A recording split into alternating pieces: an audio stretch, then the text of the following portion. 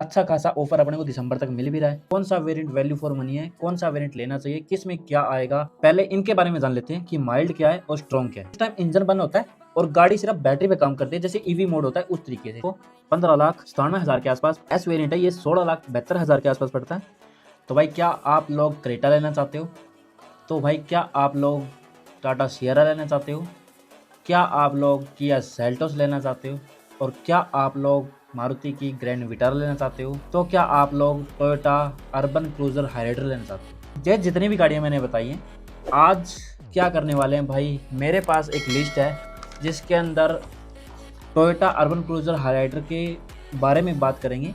मैं उन गाड़ियों के जो अभी नाम लिए हैं उनको एक बार स्किप कर रहा हूँ, सिर्फ अर्बन क्रूजर हाइराइडर के बारे में बात करेंगे कि अपने को ऑफ़र भी दे रहे हैं, ठीक है, अच्छा खासा ऑफर अपने को दिसंबर तक मिल भी रहा है। और कौन सा वेरिएंट, क्या क्या वेरिएंट आते हैं, कौन सा वेरिएंट वैल्यू फॉर मनी है, कौन सा वेरिएंट लेना चाहिए, किस में क्या आएगा, माइल्ड हाइब्रिड किस टाइम मिलेगा अपने को, और कौन से वेरिएंट में अपने को स्ट्रॉन्ग हाइब्रिड मिलेगा, ठीक है, आज हम भाई सारी बात करेंगे यहाँ। तो वीडियो शुरू करते हैं। तो भाई आप बात कर रहे थे माइल्ड हाइब्रिड और स्ट्रॉन्ग हाइब्रिड के बारे में, ठीक है। तो पहले इनके बारे में जान लेते हैं कि माइल्ड क्या है और स्ट्रॉन्ग क्या है।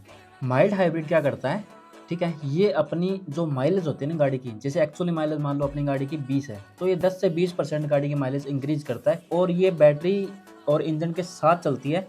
ऐसा नहीं है कि इंजन बंद हो जाता है, इंजन साथ ही साथ चलता रहता है। जब आप एक्सेलरेट करते हो ना तो ये पावर ज़्यादा देती है, उस वजह से क्या है, अपना जो ये होता है माइलेज होती है वो इंक्रीज होती है 10 से 20% ओनली, ठीक है। अब बात करते हैं भाई स्ट्रॉन्ग हाइब्रिड की, ठीक है। स्ट्रॉन्ग हाइब्रिड क्या करता है, अगर आप लोग सिटी के अंदर हो, जैसे कम स्पीड में गाड़ी चल रही है, जैसे 30 से 40 की स्पीड में गाड़ी चल रही है, ठीक है, तो वो क्या करता है, उस टाइम इंजन बंद होता है और गाड़ी सिर्फ बैटरी पे काम करती है, जैसे ईवी मोड होता है उस तरीके से, ठीक है। तो ये क्या करता है, ये माइलेज को इंक्रीज़ करता है, 30 से 40% के आसपास माइलेज इंक्रीज़ कर देता है। जैसे मान लो अपनी गाड़ी है 26-27 की माइलेज देने लग जाती है, इसके अंदर 26-27 भी चल जाती है, 28 भी चली जाती है कई बार। तो ये क्या करता है, जब अपनी पहले स्टार्ट होगी गाड़ी तब इंजन वर्क करेगा, ठीक है। उसके बाद आप जैसे जैसे मान लो चलाते हैं तो 30 से 40 या 50 की स्पीड जब आती है तब उस टाइम पे ये बैटरी पे शिफ्ट हो जाती है, इंजन उस टाइम चलना बंद हो जाता है। और जब आप मान लो हाईवे पर जाते हो तब इंजन काम करता है, ये 30 से 40% इंक्रीज कर देता है माइलेज। और एक चीज़ और बताता हूँ, जो माइल्ड हाइब्रिड है वो क्या करता है, वो थोड़ा सा जैसे एक्चुअल गाड़ी की प्राइस है बिना कोई हाइब्रिड के, जैसे माइल्ड है भी नहीं है, स्ट्रॉन्ग भी नहीं है, तो उससे थोड़ी सी प्राइस ज़्यादा इंक्रीज होती है, तो अपने को माइल्ड हाइब्रिड मिल जाता है। अगर नॉर्मल गाड़ी है, अगर स्ट्रॉन्ग हाइब्रिड होगी तो उसमें बहुत ज़्यादा मान लो प्राइस इंक्रीज हो जाएगी। और अभी आप बात करते हैं भाई गाड़ी में कौन से वेरिएंट हैं, किसके अंदर अपने को माइल्ड हाइब्रिड मिलता है और किस वेरिएंट तक अपने को स्ट्रॉन्ग हाइब्रिड मिलता है। तो पेपर जो था और इसकी एक्सोरूम की भी आप बात करेंगे भी क्या रहती है। सबसे पहले आप वेरिएंट की बात करते हैं, जो ई वेरिएंट आता है अर्बन क्रूजर हाइड्रा के अंदर ना, ई वेरिएंट आता है जो बिल्कुल बेस वेरिएंट होता है, ये 4x2 ही होता है, ठीक है। ई वेरिएंट मैनुअल ट्रांसमिशन 4x2, इसकी एक्सोरूम की प्राइस की बात करते हैं तो ये भाई पड़ता है अपने को 10,99,000 के आसपास।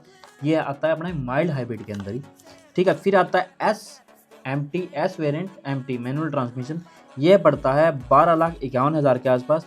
फिर उसके बाद आता है S variant eighty automatic transmission, ये पड़ता है भाई 13,77,000 के आसपास। और उसके बाद अपन आता है जी मैनुअल ट्रांसमिशन, जो कि आता है 14,46,000 के आसपास। फिर आता है भाई अपना जी वेरिएंट, ठीक है, मैनुअल ट्रांसमिशन जो नियो ड्राइव के साथ आता है, ठीक है, ये पड़ता है भाई अपने को 14,66,000 के आसपास, ठीक है। फिर आता है G80, ठीक है, वो पड़ता है भाई 15,89,000 के आसपास। फिर आता है वी वेरिएंट मैनुअल ट्रांसमिशन, वो पड़ता है अपने को 15,97,000 के आसपास। उसके बाद अपना आता है भाई VMT ड्यूल टोन फिनिशिंग, ठीक है, जो रूप मान लो ब्लैक होगी और जो गाड़ी का अलग रंग होता है उस तरीके से ड्यूल टोन, 16,17,000 के पास। V80 जो वी वेरिएंट है और 80 मतलब ऑटोमेटिक ट्रांसमिशन, वो 17,19,000 के आसपास पड़ता है। V80 ड्यूल टोन जो पड़ता है भाई 17,39,000 के आसपास। ये एक्सोरूम की बात कर रहा हूँ, ऑन रोड नहीं है। फिर V80 ऑल व्हील ड्राइव आता है, वो पड़ता है अपना 18,67,000 के आसपास। फिर आता है V80 all wheel drive dual tone, ये पड़ता है भाई 18,87,000 के आसपास। ये सारे थे माइल्ड हाइब्रिड और इन्हीं के अंदर 4x2 और 4x4 भी थे, ठीक है। फिर आता है अपने सारे स्ट्रॉन्ग हाइब्रिड। एक आता है भाई एस वेरिएंट, और ये पड़ता है अपना, ये है ना सारे के सारे जो स्ट्रॉन्ग अपडेट है, ये सारे अपने को मिलते हैं भाई इसमें ऑटोमेटिक नहीं, ठीक है। और ये एस वेरिएंट है, ये 16,72,000 के आसपास पड़ता है।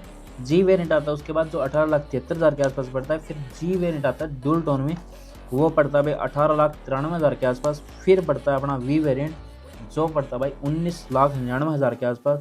फिर आता है वी वेरिएंट डुअल टोन में जो पड़ता है 20,19,000 के आसपास। फिर आता है G variant 2 wheel drive with CNG, ये पड़ता है 15,34,000 के आसपास।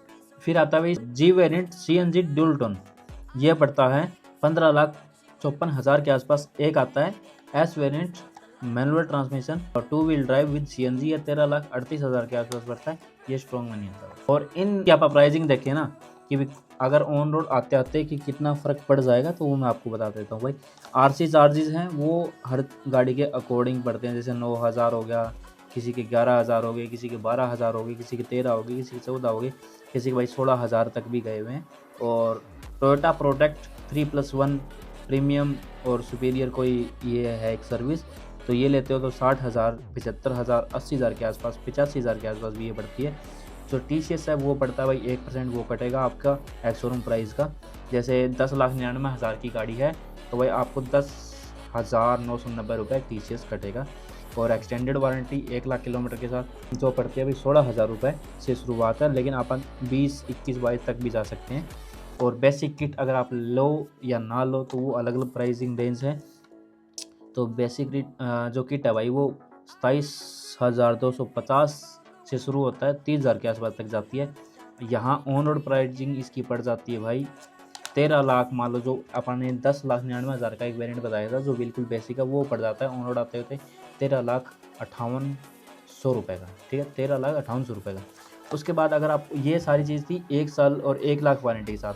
अगर आप लेते हो टोयोटा प्रीमियम जो प्रोटेक्ट है वो 3 साल + 3 का, ठीक है, तो ये 11,000 से शुरू हो जाता है, 11,800 शुरू होता है। और इसमें एसेंशियल किट होती है कुछ, वो लेते हो तो 43,550 रुपये की पड़ेगी। और anti rust and Teflon coating अगर लेते हो तो 11,386 रुपये की वो पड़ेगी। और एक वैल्यू पैक स्माइल्स 2 ईयर कोई, ठीक है, 20,000 किलोमीटर है, वो लेते हो तो वो पड़ता है भाई 8,363 रुपये का। और इसके आगे अगर आप कैलकुलेट करोगे तो अलग अलग प्राइसिंग आपके अकॉर्डिंग पड़ जाएगी। तो भाई ये थी अपनी ओवरऑल इसकी स्मार्ट हाइब्रिड और माइल्ड हाइब्रिड की प्राइसिंग। तो आप लोगों को वीडियो कैसी लगी भाई कमेंट में बता देना। और जैसे आप बात कर रहे थे भाई शुरुआत में, क्रेटा लेनी है या अपने को सेल्टोस लेनी है, टाटा CR लेनी है, तो उनको एक बार मद्देनज़र रखते हुए इस वीडियो को कंप्लीट चेक कर लेना भाई। ये एक लास्ट वीडियो है ऑन यूट्यूब पर, ये समझ लो कि लास्ट वीडियो मैंने बनाई है कि आपके बाद इसके बाद कभी आपको प्राइसिंग का कोई इश्यू नहीं होगा अपनी टोयोटा अर्बन क्रूज़र हाइराइडर में, ठीक है। तो भाई वीडियो को ये एंड करते हैं। आपको कौन सी गाड़ी अगर बेस मॉडल लेते हो या टॉप मॉडल लेते हो तो मुझे कमेंट में बता देना और चैनल को सब्सक्राइब कर देना।